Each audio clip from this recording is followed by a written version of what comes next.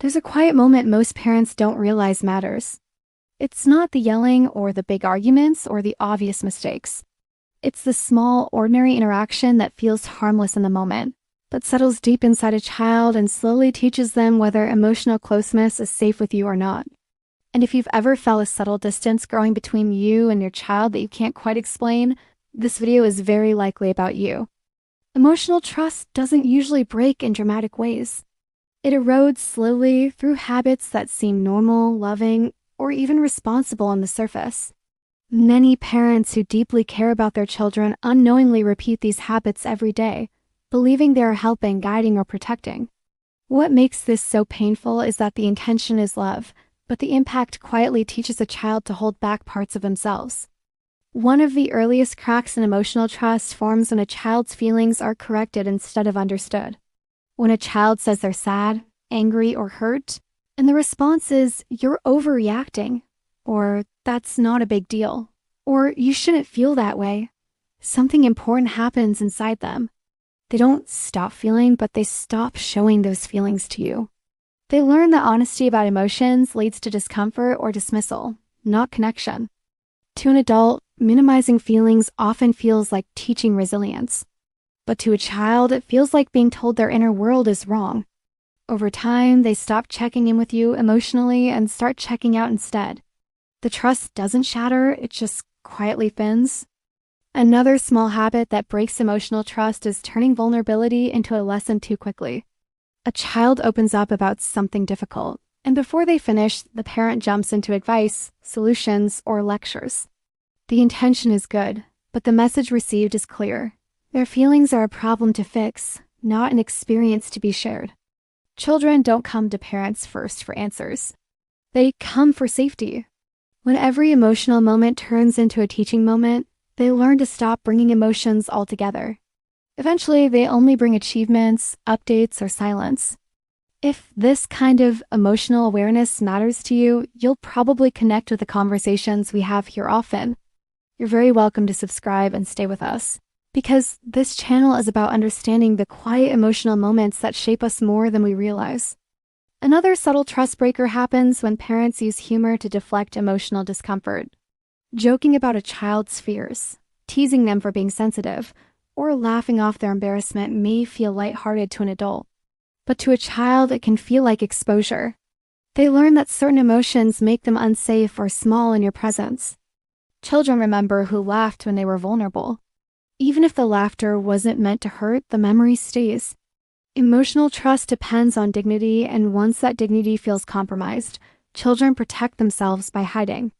There's also the habit of emotional inconsistency.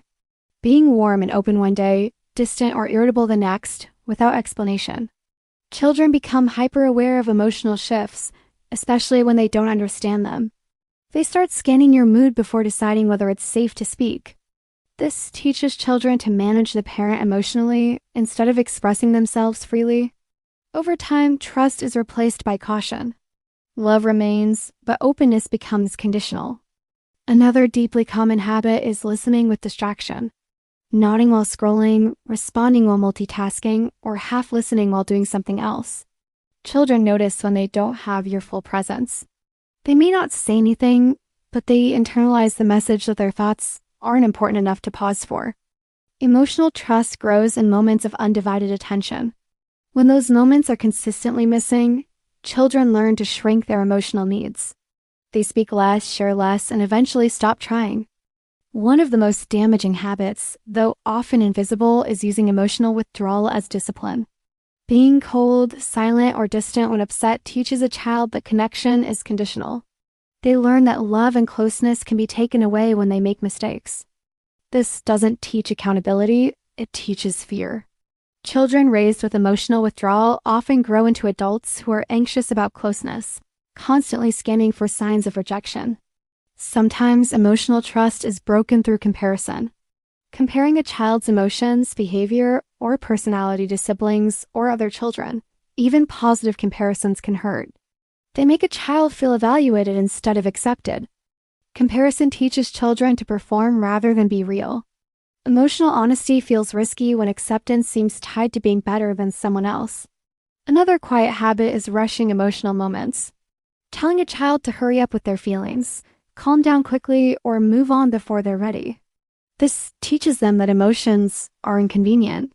Over time, they learn to suppress instead of process. Children who grow up rushed emotionally often struggle to identify their own feelings later in life. They were never given the space to sit with them safely. If any of this feels uncomfortable, that's okay. Awareness often arrives with discomfort first. Emotional trust can feel fragile when you start to see how easily it's influenced by everyday moments. I'd love to hear from you in the comments. Which of these habits stood out to you or reminded you of your own childhood or parenting experience?